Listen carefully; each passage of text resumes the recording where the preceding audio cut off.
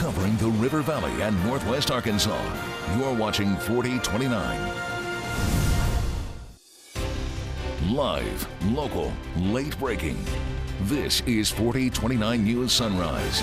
6 o'clock, we are following breaking news this morning. Firefighters on the scene right now of a fire in Rogers, and that's where we find 4029's Joshua Cole. And Josh, what are we learning this morning?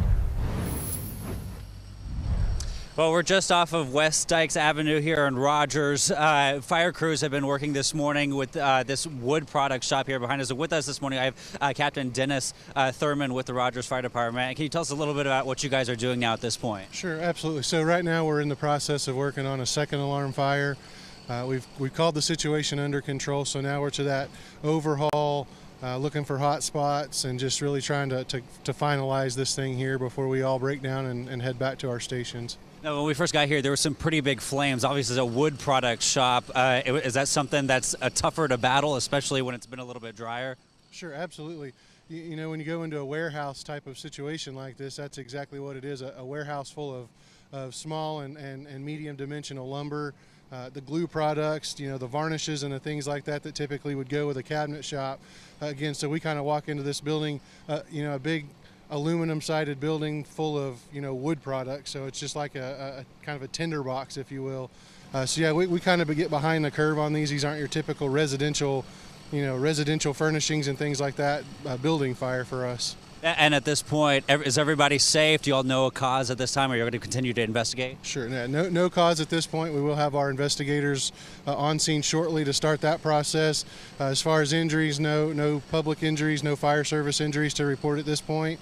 Like I say, we're kind of in that scale down and start to kind of pick up phase of the situation. All right, thank you very much, Captain Thurman, for that. And we're going to continue to bring you the latest out here as Rogers Fire Department continues to work the scene here this morning and bring you the latest. Keep it here on 4029. We're live this morning in Rogers. I'm Joshua Cole, 4029 News. Great update. Thank you, Josh. And of course, stay with 4029 as we continue to get new information on that story. Well, now let's get your Get Ready forecast. Chief Meteorologist Darby Bybee in this morning for Laura. And Darby, it's cold out there. It is, certainly. Temperatures in Fayetteville look at 25 this morning. Not as cold as it was yesterday morning, but still very, very cold in a lot of areas. 26 Clarksville, 28 in Boonville, 31 Poteau. Very chilly there in LaFleur County, 36 Sallisaw, Fort Smith, 33 Rogers, 38 Eureka Springs. Some of those airports around the area, they're a little bit more exposed to the wind, a little bit warmer, and so certainly there's kind of a hodgepodge of numbers out there this morning, but many of us near or below freezing. You need that jacket as you head out. As we go toward noon, temperatures in the 50s for us, increasing clouds throughout the day, upper 50s to around 60 northwest Arkansas, low 60s in the River Valley. But it is going to be a dry day, and you can see right through 6 p.m. looking dry for us, some cloud cover in Rogers and in Eureka Springs. We've got our holiday parades going on this evening. Good weather really for it. You know, a little bit cool certainly, but not too terribly bad. As we go throughout the night, clouds continue to increase, and you can see as we go into our Saturday morning, showers begin to spread in, first to the Ouachitas in the River Valley, and then throughout the day spreading north into northwest Arkansas. Mainly light rain, but could cause some issues if you have outdoor plans Saturday afternoon. We'll have a full update on the rest of your weekend forecast going into Sunday, the next 7 days coming up. Darby, thank you very much. Well, the Benton County Interim Sheriff is going to stay with the department, just in a different role. Meyer Gilbert will serve in that role since former Sheriff Kelly Craddock resigned. He's been doing that since about March of this year. Well, come January 1st, Sheriff-elect Sean Holloway says that Gilbert will take over his current role as Chief Deputy. He told us that Gilbert brought stability to the department after all the chaos from the previous administration. Sheriff Meyer Gilbert, we will be switching places. He's a very qualified man and has been a great mentor and a morale booster for the agency. And I believe he has many good things to offer, and he'll make a great chief deputy for me. Well, Holloway says he doesn't foresee any major policy changes in the future with the department and plans to keep the command staff that's already there in place. Rogers City leaders say for now, they're not going to replace those trees that went missing at Lake Atalanta. Well, that's because after much debate, they believe the dozen or so newly planted trees were actually chopped down by not vandals, but beavers. And since the beavers would still be out there, they say there's no sense in replacing them until they know the beavers won't come back to eat more trees. Well, this morning, the Fayetteville Bulldogs are getting ready to play in their third straight state championship game, and you could be there to cheer them on as they head out. Fans and supporters will line up along Razorback Road this morning to wish the boys good luck. The police department will also give the buses a police escort through the city limits of Fayetteville. Now, the game starts tonight at 7 o'clock in North Little Rock, and make sure to tune in to 4029 News at 9 and 10 for scores and highlights. Well, more and more businesses popping up across the area, and this is just the tip of the iceberg. The Rogers Chamber of Commerce saying that the city is making a big comeback thanks to new small businesses in the downtown area. Businesses like Magpies and Second Elm. City leaders say they want to help these new businesses thrive. We have downtown merchants who work very well together. They look for opportunities to showcase downtown, invite people to special events, and support those events and help each other. Tonight, Perfect night to head out to downtown Rogers, in fact, because you can celebrate the holiday season. The Rogers annual Christmas parade happening tonight. All the fun starts at 6 o'clock. Floats, bands, and more will be decorated with the woodland Christmas theme throughout the downtown streets. It starts at 6 o'clock, as we said. Mayor Hines is going to be there too, of course. He'll be lighting the tree at 6:45, and everyone is welcome to come out. We do every year. It really kind of helps kick off the holiday season when all the lights come on. If you take a look through downtown now, we've got a lot of our decorations up for the holiday season, so it's going to have that holiday feel that everyone's after. Well, the parade starts at 6. Mayor Hines again will be out there to light the tree at 6:45. Another parade happening tonight in Eureka Springs. The popular parade will feature more than 60 floats, and if you decide to go, parking is free. The Eureka Springs Downtown Network in the city is providing this free parking. So, and it's for parking meters only. Well, the parade starts tonight at 6 o'clock. And you can find your holiday presents during a 2-day shopping extravaganza in Fort Smith. The sale beginning today. 4029's Pedro Rivera live to tell us about this shopping event. Good morning, Pedro.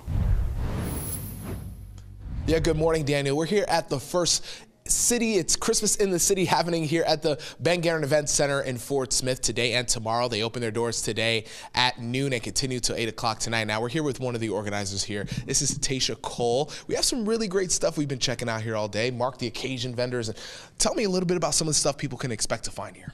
You'll find something for your children, pets, mom, dad, everybody on your Christmas list. Yeah, this is the place to come do your Christmas shopping. And while they're doing their Christmas shopping, they can help out the community. Is that right? That's right. We're going to have a 50-50 drawing. The tickets are $1 each. A portion will go to a winner, and another portion will go to the Community Rescue Mission. And you also have the ugly sweater contest too, right? Yes, yes. Come in and vote. Bring your dollars, quarters, put them in your favorites box, and they will take that money to their charity of choice. Perfect, perfect. So a whole lot that you can buy here.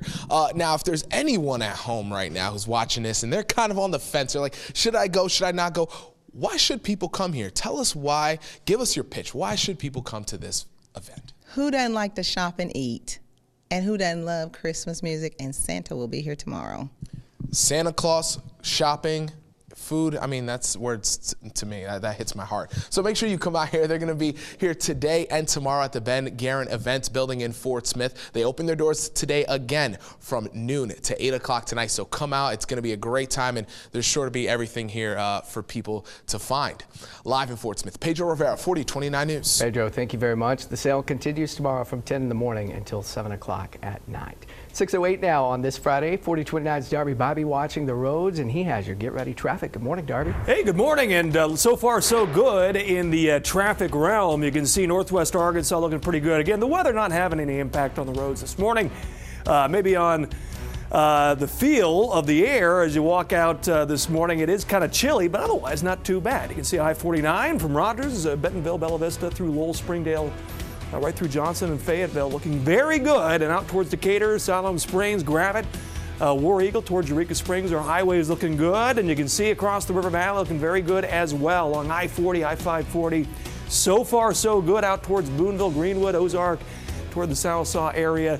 Very good so far. Again, this could change a little bit later on this morning, and certainly this weekend. We've got some rain chances in the forecast. We'll tell you more about that coming up.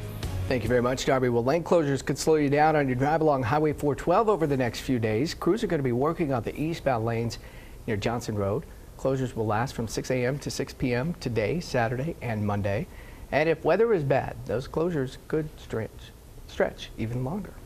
Well, Donald Trump makes a surprise cabinet announcement, but there's a snag. Congress could get in the way. We're going to tell you the extra step that Trump has to take to get his man in office.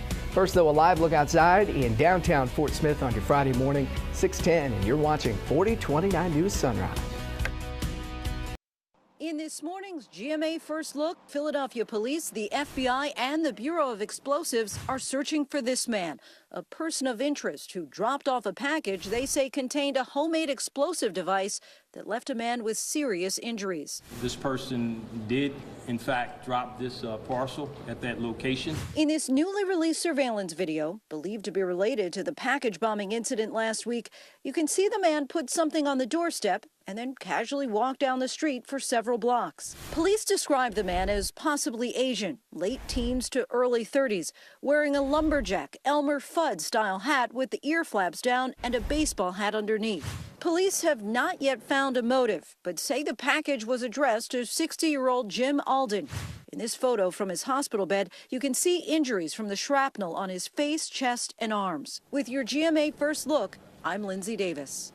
Welcome back to 4029 News Sunrise. A live look outside in the River Valley from Van Buren. Chilly this morning, rain this weekend. We'll talk to Chief Meteorologist Darby Bybee. Get your forecast coming up in just a few minutes. First, though, Donald Trump revealing to an Ohio crowd his pick for Secretary of Defense, and the president-elect says he's close to making another major appointment. Liz Palka in Washington now with the latest. Daniel, President-elect Donald Trump says he'll nominate retired Marine Corps General James Mattis to lead the Defense Department. We're not announcing it till Monday, so don't tell anybody. At the first stop on his thank you tour, Donald Trump gives an Ohio crowd a sneak peek at an upcoming cabinet nomination. We are going to appoint Mad Dog Mattis as our Secretary of Defense. But General James Mattis, who retired in 2013, will have an extra step before confirmation. Congress would have to waive a requirement that defense secretaries be off active duty for at least 7 years. The surprise cabinet announcement came after a whirlwind day in the Midwest. Trump visiting air conditioning manufacturer Carrier with a message for U.S. companies. Companies are not going to leave the United States anymore without consequences. While it's back to New York for now, more major announcements could be coming soon. Trump telling Fox News Channel he's narrowing his Supreme Court candidates down to 3 or 4 options. They are terrific people, highly respected, brilliant people. Today, Trump will meet with several people in New York, including former Ambassador John Bolton, who's on his short list for Secretary of State. In Washington, I'm Liz Palka, 4029 News. Now, also on the list to meet with Trump today, Florida Attorney General Pam Bondi and Democratic Senator Heidi Heitkamp. New York City is fining Anthony Weiner $65,000. The city's campaign finance board says that Weiner paid for personal expenses with campaign cash when he was running for mayor in 2013. The campaign finance board says that audits on the use of public funds by other candidates in the race, including current mayor Bill de Blasio, have not yet been completed. Well, today we know the House has approved funding for an investigation into Planned Parenthood. The $800,000 proposal doubles the existing investigation budget, passed along party lines with Republicans voting for, Democrats voting against. The investigation deals with whether the organization sold fetal tissue for a profit like the undercover videos claimed last year. For more political coverage, tune in to 4029 Sunday morning for Matter of Fact with Soledad O'Brien. That airs this and every Sunday morning at 10 o'clock on 4029. Local artists will be on display at a holiday art sale. We're going to tell you where you can go to find some pretty unique gifts for the holidays. But first, a live look outside downtown Fort Smith. It's 6:17. Now, there's rain in the forecast for the weekend. Chief Meteorologist Darby Bybee's here with us this morning. He's going to tell us about that when we come back. The team that gets you ready for the day ahead. You're watching 4029 News Sunrise with Yuna Lee, Daniel Armbruster, Allison Wise, and meteorologist Laura Huckabee. Welcome back. 6:18. The annual lighting of the courthouse in Crawford County expected to draw hundreds of families tonight in Van Buren. Actually, it's happening on Saturday. 4029's Pedro Rivera giving us a preview. For more than 15 years, every December, the Crawford County Courthouse is lit up in lights. There's a preview right here behind us. This is kind of what it's going to look like throughout the entire month. Crews have been getting everything set up and ready for tomorrow night's ceremony. Crews have been working for more than 10 days to make sure the lights are working for Saturday's event. Workers tell me there are easily more than 10,000 lights on this courthouse building. From Saturday until New Year's Day, you can expect to find this historic downtown building turned into a Christmas display. Judge Hall and the rest of the staff here at the courthouse will be on hand to turn on the lights while Christmas music is played. They will also announce the winners of the 12th annual Festival of Trees. 18 businesses and groups sponsor the trees set up on the courthouse lawn. They are all decorated, and on Saturday, Judge Hall will determine who has the best tree. It's free to come to the lighting. There will be free hot dogs, popcorn, hot chocolate, and all that while you enjoy some great holiday music. So make sure you stop by. It all begins at 6 o'clock tomorrow night. In Van Buren, Pedro Rivera, 4029 News. Also happening Saturday from 5:30 to 7:30, the Old Town Merchants Association hosting its Living Windows on Main Street. Here's a live look outside. Beautiful sunrise here from the Golden Living camera in Fort Smith. Golden shot there, I guess you could say. Yeah. What you can't see is how cold it is out there this morning. Not as cold as yesterday, though, right? No, not quite as cold, but still chilly. I mean, it's still jacket weather. Maybe get out the heavy coat. You won't need the heavy coat or the jacket necessarily by the afternoon, but this morning you certainly will, and you might need the umbrella this weekend. Take a look at what we have going on as we go into the weekend. We've been talking about this, the chance of rain starting off in the River Valley. A few spotty light rain showers as we go throughout the morning, becoming more widespread in the afternoon. Still looks to be mainly light rain, but could get pretty consistent, especially by the evening in the River Valley going into Saturday night, Sunday morning too. But I think after 10 a.m. Sunday, we're looking dry and still cool going into Sunday afternoon, but a little drier for us. Another round of rain comes in Monday afternoon, Monday evening. Tuesday, we get a break. And of course, we need this rain. As we go into Wednesday, that's when that big cold front we've been talking about the last couple of days starts to push in. Now, the timing of this cold front, very uncertain right now. So this number right here may need to be adjusted over the next couple of days. A slight chance of rain with it, but look at the drop in temperatures behind it. 30s for us for highs, I think, as we go into next Thursday. So nice drop in temperatures and really feeling like December. You can see in northwest Arkansas, a few light rain showers, especially by Saturday afternoon, Saturday evening, and Sunday morning. And Sunday afternoon looks drier, still cool. Another round of rain Monday to Monday night. And then here comes this big cold front with, again, a big drop in temperatures on Wednesday. Could see a few showers with this system. And then depending on how it all plays out, you might even mix a few snowflakes as it moves out Wednesday night, getting downright cold by Thursday. Darby, thank you. Well, people across the southeast are cleaning up this morning after a series of deadly tornadoes. This is video of the damage in Georgia where authorities say 3 tornadoes touched down this week. Witnesses say one tornado hit just seconds after hearing the siren. Seconds later, we ran inside and then poured down rain and shaking and the windows were vibrating and we were like, are we okay or what? Well, the good news here, no one was injured. Today, crews are out fixing power lines, picking up debris, and using chainsaws to clear trees and branches. In Tennessee, 2 people were killed after a tornado hit Wednesday night. And at least 11 people have now died as a result of that wildfire in Tennessee. This is video from Gatlinburg, where at least 80 people have been injured and more than 700 buildings damaged.